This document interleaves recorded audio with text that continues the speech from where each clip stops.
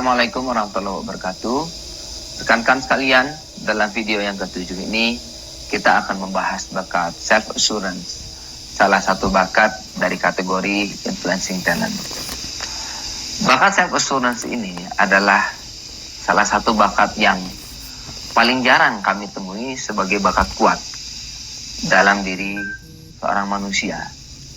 Dari data kami, dalam satu kelompok masyarakat biasanya hanya sedikit orang saja yang memiliki bakat self-assurance yang kuat ini, baik dalam rentang 7 bakat teratas ataupun dalam 14 bakat teratas. Baik, bagi Anda yang memiliki bakat self-assurance kuat, maka secara alami Anda adalah orang yang sangat yakin dengan pertimbangan, dugaan, prediksi, dan intuisi Anda sendiri. Anda selalu memiliki sudut pandang Anda sendiri dan termasuk Anda memiliki cara-cara Anda sendiri dalam menghadapi situasi dan memilih jalan hidup. Orang-orang dengan bakat self-assurance yang kuat secara alami menjadi orang yang paling yakin dalam situasi yang tidak jelas atau dalam situasi yang tidak pasti. Mereka begitu berani untuk mengambil resiko, termasuk mengambil langkah-langkah yang dianggap tidak masuk akal oleh orang lain.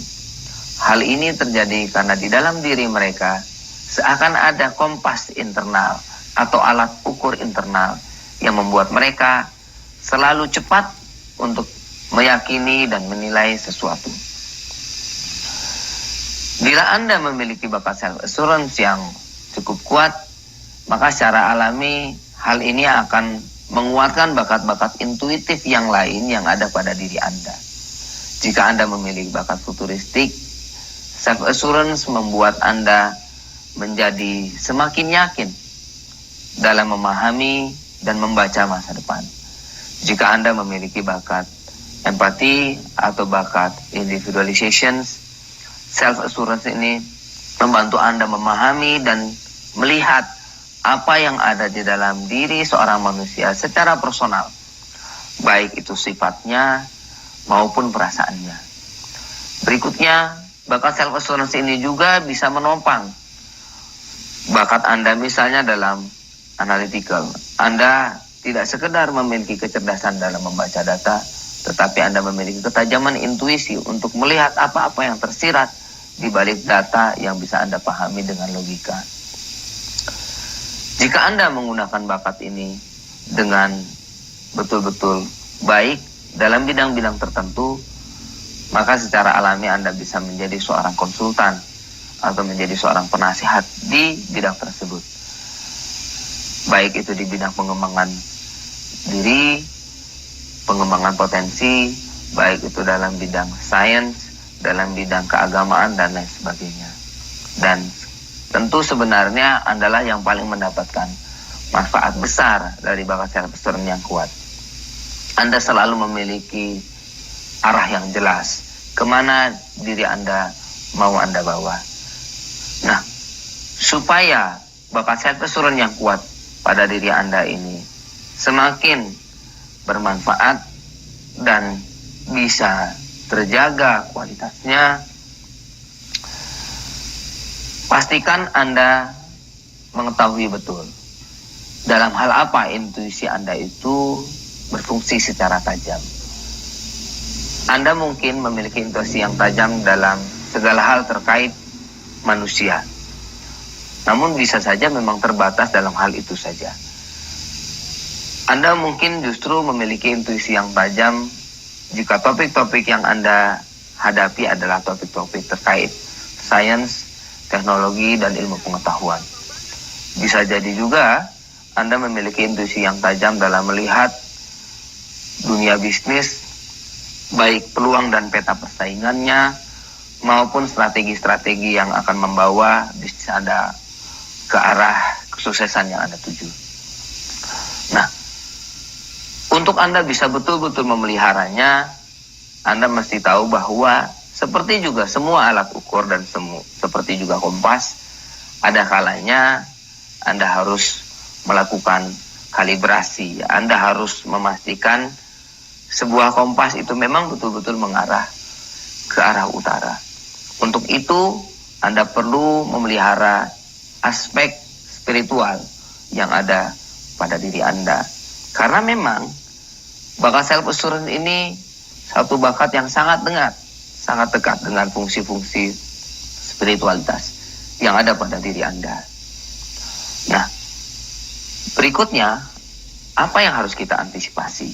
Bagi Anda yang bakat self assurance-nya kuat, Anda perlu mengantisipasi jangan-jangan ada masanya di mana Anda merasa Anda akan selalu benar. Anda perlu mengantisipasi jangan-jangan Anda merasa tidak butuh panduan dari orang lain atau bahkan tidak butuh panduan dari Tuhan. Ini adalah sesuatu yang sangat berbahaya justru bagi Anda sendiri.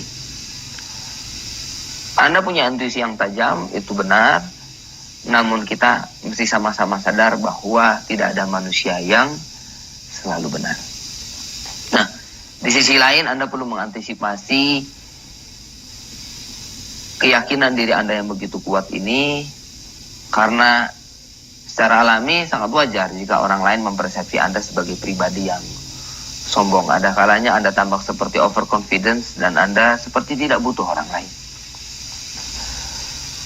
Perlu Anda perhatikan gestur Anda, ucapan dan tutur kata Anda, sehingga walaupun memang dalam banyak sekali kesempatan Anda lah yang benar, orang lain tidak benar, Anda yakin betul dengan langkah Anda dan tidak butuh orang lain. Namun pada kenyataan dalam hidup ini Anda tetap berinteraksi dan bekerja sama dengan orang lain. Dengan gestur yang baik, dengan tutur kata yang baik, orang akan nyaman berinteraksi dengan Anda dan mereka membuka diri mereka untuk bisa mendapatkan manfaat dari Anda. Hanya dengan cara seperti itu sebenarnya bakat self assurance ini bisa memberikan manfaat bagi kehidupan, tidak hanya bagi diri Anda sendiri saja. Baik, rekan-rekan sekalian, dalam data kami justru yang lebih sering ditemukan adalah orang dengan bakat self assurance yang lemah. Bakat self assurance-nya ada di posisi 7 terakhir. Jika itu juga Anda alami, maka memang secara alami Anda tidak langsung yakin dengan pertimbangan Anda sendiri. Jika berhadapan dengan sebuah situasi, kerap kali rasa ragu yang muncul duluan. Anda butuh waktu dan proses untuk betul-betul bisa memutuskan sesuatu, untuk bisa mengambil sesuatu secara yakin. Untuk mengelola situasi ini, Anda tidak perlu kemudian belajar meyakinkan diri Anda sendiri secara independen.